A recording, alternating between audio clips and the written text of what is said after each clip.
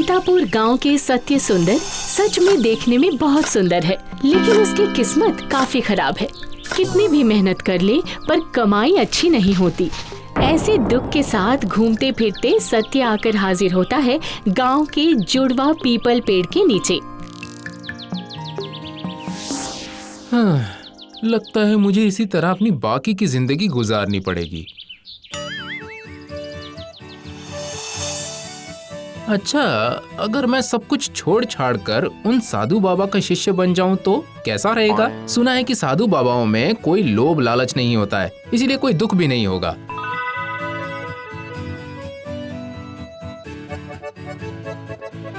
क्या बात है बेटा, कुछ बोलोगे? दरअसल बोलने जैसा अब तक कुछ कर नहीं पाया हूँ साधु बाबा। इस वक्त आप पर ही भरोसा कर सकता हूँ। मुझे अपना शिष्य बना लीजिए साधु बाबा। इतनी अच्छी किस्मत लेकर तुम साधु बनना चाहते हो? तेरी किस्मत में तो जमींदार का दामाद बनना लिखा हुआ है बेटा। क्या? ये आप क्या कह रहे हैं साधु बाबा? सही कह रहा हूँ। मेरी किस्मत में तो काले बादल छाए हुए हैं। समय बदलने में देर नहीं लगती बेटा।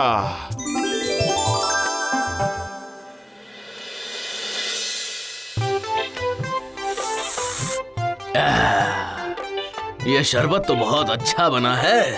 दिल बिल्कुल गार्डन गार्डन हो गया है। पीजिए पीजिए जमींदार साहब, थोड़ा और पी लीजिए। हाँ, और पीते पीते एक अच्छी खबर भी सुन लीजिए जमींदार साहब। अरे रे रे रे रे, ये तो वही फूटी किस्मत वाला है सत्य सुंदर। बिल्कुल सही, और आपका होने वाला दामाद। क्या बकवास कर रहे हो तुम? वही तो अच्छी खबर, यही है वो अच्छी खबर जमींदार साहब। अब से आपकी बेटी की शादी को लेकर और कोई चिंता मत कीजिएगा। इतने सारे लड़के हैं, लेकिन तुम जैसा फूटी किस्मत वाला बनेगा जमींदार साहब का दामाद। इसकी हिम्मत देखो, आश्चर्यचकित हो गया हूँ मैं। चलो ठीक है, शादी करोगे, पर कमाते कितना हो? हाँ, आपके इलाके में ही तो रहता हूँ, कमाई की हालत तो आपसे नहीं छिपी है जमींदार साहब। ये लड़का तो बिना कष्ट के ही स्पष्ट बातें करता है। आपकी जिंदगी भर की कमाई ले जाएगा ये जवान। ले कैसे जाएगा? मैं शादी के लिए राजी ही नहीं होऊंगा। ऐसा मत कहिए जमींदार साहब। मैं क्या कह रहा था, आप सत्य को 6 महीने का समय दे दीजिए। तब तक अगर वो 100 मोहर जमा नहीं कर पाया तो खुद ही हमारे सामने नहीं आएगा। अच्छा अच्छा ठीक है, अगर कमाई करके ले आया तो मैं शादी करवा दूंगा इसकी अपनी बेटी से। मतलब साधु बाबा की बात सच भी हो सकती है। जाता हूँ, जाकर साधु बाबा को जमींदार साहब का निर्देश बता देता हूँ अभी। अरे अरे, ये क्या, साधु बाबा कहाँ चले गए? अजीब मुसीबत है, अब उन्हें कहाँ ढूंढूं मैं? साधु बाबा ऐसे ही कहीं नहीं गए हैं बेटा, काफी दुखी होकर बोरिया बिस्तरा बांध कर चले गए हैं। इस गांव के सारे लोग इतने कंजूस हैं कि साधु बाबा को कभी फल मिठाई तक नहीं देते थे। मुझे भी अच्छे से समझ आ रहा है, इस गांव में मेरा कोई भविष्य नहीं। रोजगार के लिए मुझे भी कहीं और जाना पड़ेगा। शायद साधु बाबा ने वही रास्ता दिखा दिया है।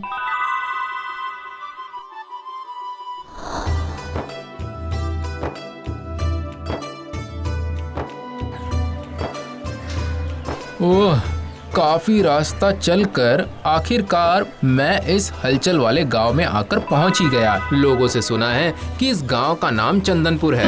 वाह, देखो कई तरीके के काम कर रहे हैं सभी लोग। माल ढोकर, बोरिया पहुंचाकर, हिसाब की कॉपी चेक करके। यहाँ तो कोई भी काम कर सकता हूँ मैं, लेकिन मुझे तो रहने के लिए एक जगह चाहिए। वो कहाँ मिलेगी? ठीक है, देखता हूँ आसपास जरा झांक कर।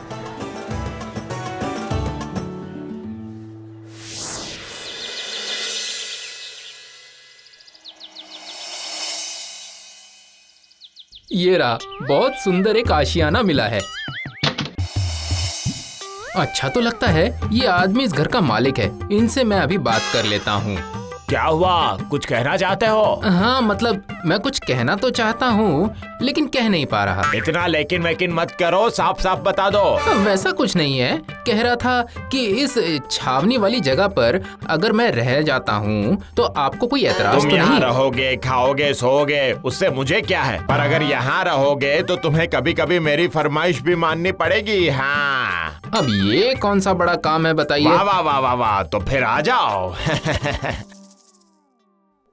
अगले दिन से ही सत्य ने जिन जिन कामों के बारे में सोचा था वो सब कर रहा है। कभी सामान की बोरी ढोकर दुकान के गोदाम में रख रहा है और कभी ठेले में डालकर वो सब आसपास पहुंचा रहा है, और कभी कभी दुकान की कॉपी में लिखा पढ़ी कर रहा है, और कभी सामान सजा कर रख रहा है दुकान के शेल्फ पर। रात होते ही अपने आशियाने के एक कोने में रखे हुए एक टिन का डब्बा निकाल रहा है संभाल कर।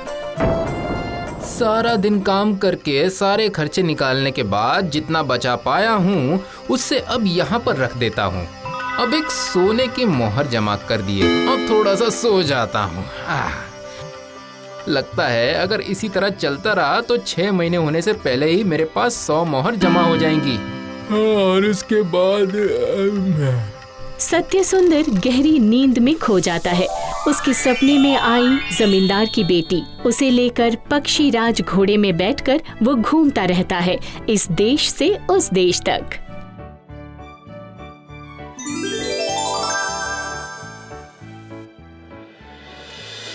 तीन महीने हो चुके हैं। अब जरा टिन के डब्बे में से सोने की मोहर गिनकर देखता हूँ। 97, 98, 99, 100 हो गए। अब मैं अपने खुद के गांव लौट जाऊंगा। जितने कमाने की बात थी वो हो चुकी है।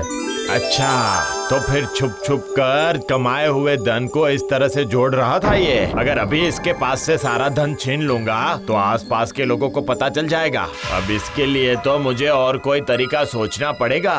हाँ,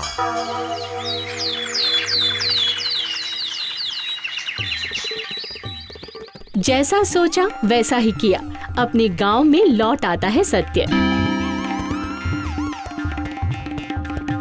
सुनिए जमींदार साहब, 6 महीने नहीं लगे, उससे पहले ही आपके पास कहे अनुसार कमाई करके लाया हूँ। ये लीजिए।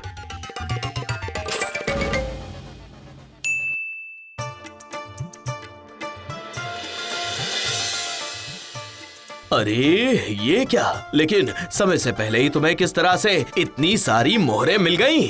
अब तो कहना ही पड़ेगा कि लड़के में दम है। मेरी बात सुनिए, इस लड़के की कमाई का राज आपको मुझसे सुनना चाहिए साहब। अच्छा, अब ये क्या कहना चाहते हैं? अब आप कौन है भाई साहब? जी जमींदार साहब, मेरे घर के एक कोने में रहने दिया था इसे मैंने। मुझसे बहुत बड़ी गलती हो गई। आखिर बात अब क्या है? आपको क्या बताओ, ये लड़के ने तो मेरे घर से चोरी की है। घर के कोने में रहकर मेरी और मेरी बीवी की सारी बातें सुन ली इसने, और मौका देखकर ही चोरी करके यहाँ भाग आया ये आप क्या कह रहे हैं? नहीं, ये सब झूठ है। ये सब मेरी परिश्रम करने का, मेरी मेहनत की कमाई मुझे है। तो कुछ भी समझ नहीं आ रहा है। इन लोगों को एक दिन की मोहलत दीजिए जमींदार साहब, कल इस विषय पर बात करके न्याय कीजिएगा। ठीक है, ऐसा ही होगा।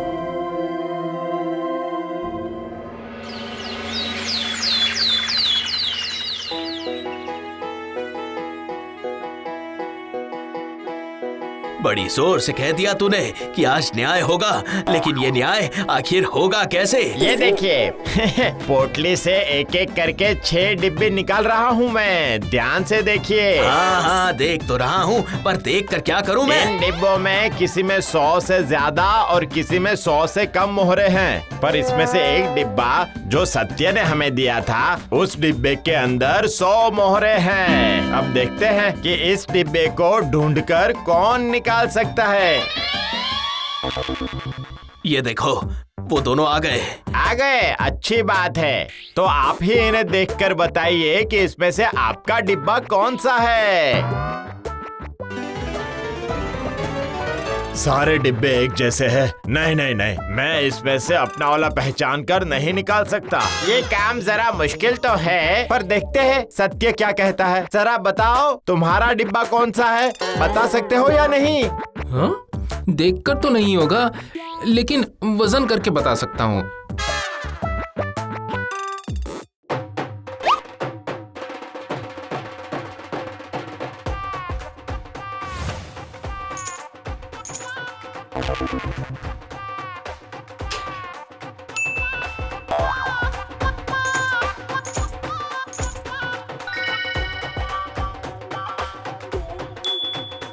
ये वाला, इस डिब्बे में ही 100 मोहरे हैं। आप चाहे तो गिन कर देख सकते हैं।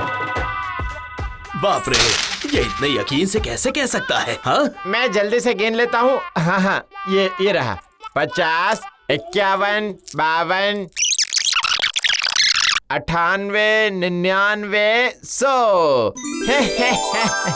ये सच है, इसमें 100 मोहरे हैं। इसका मतलब इसने जो कहा था वो करके दिखाया।